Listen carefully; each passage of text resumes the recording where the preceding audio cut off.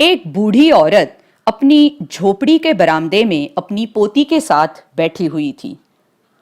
मुझे कहानी सुनाओ ना, बूढ़ी औरत की बाह खींचते हुए छोटी लड़की ने मनुहार करी। कहानी, बूढ़ी औरत ने कहा। अच्छा, एक बहादुर नन्ही लड़की की कहानी सुनोगी? छोटी लड़की ने झट से हामी भर दी। अच्छा, दादी ने कहा और ये अनोखी कहानी शुरू की। जंगल के बहुत अंदर एक छोटा सा गांव था। उस गांव के बहुत अंदर छोटी झोपड़ियों का एक टोला था। इन झोपड़ियों में कोंद आदिवासियों का एक परिवार रहता था। ये लोग जंगल की सब चीजों को बहुत अच्छे से जानते थे। हर पगडंडी, हर एक विशाल साल और महुआ का वृक्ष, नेवले से लेकर के शेर के पंजों के निशान, जी हाँ, ये सब कुछ और भी बहुत कुछ। बुरली मुंडी एक छोटी सी आदिवासी लड़की थी जो रोज सुबह जल्दी उठ जाती थी। पास की नदी में नहाने के बाद मांड्या जौ बनाने में मां का हाथ बटाती थी। मांड्या जौ रागी और चावल का स्वादिष्ट दलिया होता है। बुरली मुंडी अपने कटोरे को चट कर जाती थी और फिर नदी में बर्तन धोने में मां की मदद करती थी। दिन में दरवाजे पर साकल चढ़ा के सारी औरतें पास की पहाड़ी पर चढ़ जाती थी। जंगल के पास इस पहाड़ी से वे जलावन और शाम के खाने के लिए कंदमूल और फल इकट्ठे करती थी। लंबी पगडंडी की चढ़ाई खड़ी थी, पर बुरली मुंडी बड़ी ताकतवर लड़की थी, बंदरिया सी चंचल और खरगोश के जैसी फुर्तीली। इसी दौरान बुरली मुंडी के पिता और बड़े भाई गांव के अन्य नौजवानों के साथ जंगल में शिकार करने जाते थे। बाकी लोग खेत जोतने जाते थे। आपके जैसे मेरे नाक कान कब छीन देंगे और मैं कब अपने चेहरे पर काला रंग लगा सकूंगी? बुरली मुंडी ने मां से एक दिन पूछा। वो उनके गुदनों और मोतियों से बने आभूषण देख रही थी। ओ बुरली, मां ने लंबी सांस भरी। अभी तो बहुत समय है। तुम ये आभूषण तब पहनोगी जब तुम काफी बड़ी हो जाओगी, उससे पहले नहीं। और काली धारियां बनाने के लिए मैं तुम्हें अपना चेहरा सुइयों से बींधने नहीं दूंगी। बुरली मुंडी रूठ गई। बड़ा होना तो बहुत दूर की बात थी, पर अभी खेलने का समय था। छोटी बुरली ने इधर उधर नजर दौड़ाई। गर्मी का मौसम था। नदी नाले सूख रहे थे, पर आम के पेड़ फलों से लदे हुए थे, हरे, पीले, नारंगी और लाल। वो छोटी सी लड़की झट एक पेड़ पर चढ़ गई और पत्तों के बीच दुबक कर बैठ गई। आया, बताओ मैं किधर हूं? उसने अपनी मां को पुकार लगाई। बुरली मुंडी की मां प्रेमशीला माजी ने बेटी को ढूंढने का अभिनय किया और वापस आवाज लगाई। अरे, मुझे तो मेरी बेटी मिल नहीं रही। शायद पेड़ की प्रेतात्मा उसे उठा ले गई। मुझे तो जानी ओझा को बुलाना पड़ेगा, जिससे कि वो मुझे वापस मिल जाए। प्रेतात्माएं जो बच्चों को उठा ले जाती है और अपशकुन लाती है, उनसे सभी आदिवासी डरते थे। मैं यही रही, आया, बुरली मुंडी घबरा कर बोली। एक आम हाथ में लिए झट पेड़ से नीचे कूदी। सभी औरतें हंस पड़ी।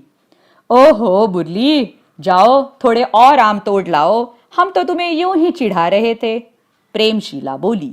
बुरली को गुस्सा आया। वो घने जंगल की ओर भाग गई और उसने मां से दूर रहने का निश्चय किया। आया हमेशा मुझे प्रेतात्माओं की कहानियों से डराती रहती है, भवे सिकोड़कर बुरली बुदबुदाई। जंगल में घना अंधेरा था। चिड़ियों की चहचहाहट और बंदरों के खौकियाने की आवाजें आ रही थी। बुरली बहादुरी से अकेले आगे बढ़ती जा रही थी। उसने सोचा, मेरे अब्बा रोज यहाँ शिकार करने आते हैं, पर मुझे ये क्यों कहते रहते हैं कि जंगल छोटी लड़कियों के लिए खेलने की जगह नहीं है? अचानक जंगल आवाजों से भर गया। चिड़ियों की चहचहाहट और तेज हो गई। महुआ के पत्तों में से डरी हुई हवा सरसराई।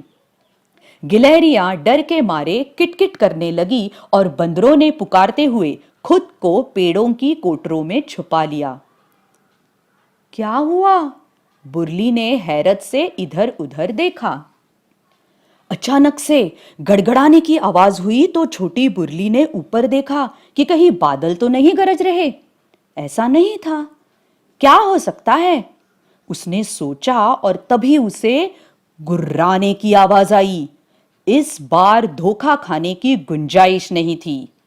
भारी आवाज थी, जैसे कोई शैतान गुर्रा रहा हो, और ऐसा लग रहा था कि साल के पेड़ भी कांप उठे थे। बुर्ली मुंडी को मानो काठ मार गया हो। उसकी टांगे सुन्न हो चली, क्योंकि उसे अब मालूम पड़ गया था कि ये तो शेर था। अब क्या करूं मैं? बुर्ली फुसफुसा के बोली। वो बिल्कुल अकेली थी और उसे बहुत डर लग रहा था। झाड़ियों में सरसराहट हुई और अचानक ही काली पीली धारियां पेड़ के पीछे चमकी। एक बहुत बड़ा, दहकती आंखों वाला, पैने दांतों वाला शेर गुर्राते हुए उसके सामने खड़ा था। उसकी मूछें हिली और उसने यूं दांत पीसे मानो कोई सिल पर चाकू पहना रहा हो। बुर्ली मुंडी की चीख निकलने ही वाली थी कि उसे लगा कि अब्बा की आवाज जंगल में गूंज रही है। जब शेर दिखे तो भागना कभी मत मुरली। शेर डर को भाप जाते हैं और तुम पर हमला कर देते हैं। अगर आग पास में हो तो उसको हवा में लहराओ। शेर लपटों से घबराते हैं। बुर्ली मुंडी हिली नहीं। बहादुर नन्ही लड़की डट के खड़ी रही, जैसे कि वो एक मिट्टी में जमा साल का छोटा पेड़ हो। अचानक उसे याद आया कि जब सुबह माँ खाना बना रही थी तो माचिस की डिबिया उसने अपनी जेब में रख ली थी। उसने ऐसा क्यों किया था? पता नहीं, पर अब उसे पता था, ये उसका सौभाग्य था।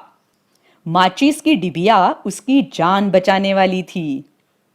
शेर ने उसकी तरफ घूर के देखा और उनकी आंखें मिली। दहकती पीली एक तरफ और स्याह काली दूसरी तरफ। बुर्ली टस से मस नहीं हुई। वो बहादुर लड़की थी और अपनी मां की चहेती। बिजली की सी तेजी से उसने अपना हाथ जेब में डाल माचिस निकाली और एक तीली जलाई। शेर की नजर जरा हटी कि बुर्ली ने एक सूखी डाल उठाई और उसे जलाया। आग तुरंत सुलग गई, जैसे किसी दैत्य की दहकती जीभ हो, और शेर डर के पीछे हटा। उसने आग को थामे नन्ही लड़की की तरफ देखा। क्या मैं इसे खाऊंगा? ऐसा लगा कि उसने ऐसा कुछ कहा और फिर शायद उसे लगा कि उसे भूख नहीं है। शायद उसने हाल में ही एक बंदर खाया था और उसके पेट में मरोड़ उठ रहा था। इस सिकियासी लड़की को खाके क्यों जान आफत में डाले? उसने ऐसा सोचा और अपनी पूंछ फटकारी। एक बार हल्के से गुर्राया और परेशान सा पलटकर चला गया। जान बची तो लाखों पाए। बुर्ली ने लंबी सांस छोड़ी और गिरते पड़ते मां के पास पहुंची। ओ आया, मुझे अभी एक शेर मिला और उसने मुझे खाया नहीं। वो बदहवास थी। सारी औरतों ने एक दूसरे की तरफ देखा और हंस पड़ी। तुम तो इतनी मीठी सी प्यारी सी हो बुर्ली, शेर तुम्हें क्यों नहीं खाएगा? एक ने मजाक में कहा। बुर्ली ने सर खुजाया। पता नहीं, वो बुदबुदाई। शायद इसलिए कि मुझे आग जलाना आता है। आग जलाना? सारी औरतें एक साथ बोल पड़ी। असंभव।